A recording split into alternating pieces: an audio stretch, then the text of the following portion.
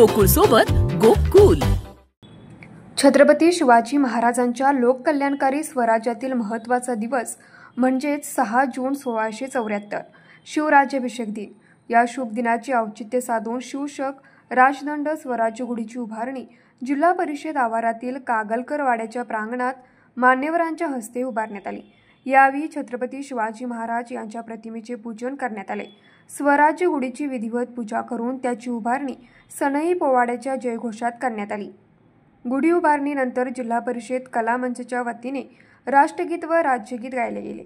यावेळी छत्रपती शिवाजी महाराज यांच्या जीवनावर आधारित शाहीर रंगराव पाटील यांनी अफझलखानाचा वध, पन्हाळागड, वेढा, आग्र्यातून सुटका, राज्याभिषेक समारंभ इत्यादी प्रसंगाचे जिवंत देखाव्यातून सादरीकरण केले। कागलकर वाड्याच्या प्रांगणात झालेल्या या कार्यक्रमासाठी आमदार अशोकराव माने, जिल्हाधिकारी अमोल येडगे, कोल्हापूर महापालिका आयुक्त के मंजुलक्ष्मी, पोलीस अधीक्षक योगेशकुमार गुप्ता, मुख्य कार्यकारी अधिकारी एस कार्तिकेयन, प्रकल्प संचालक सुषमा देसाई, उपमुख्य कार्यकारी अधिकारी मनीषा देसाई, उपमुख्य कार्यकारी अधिकारी अरुण जाधव यांच्यासह जिल्हा परिषदेतील खातेप्रमुख, कर्मचारी, शिक्षक, नागरिक मोठ्या संख्येने उपस्थित होते।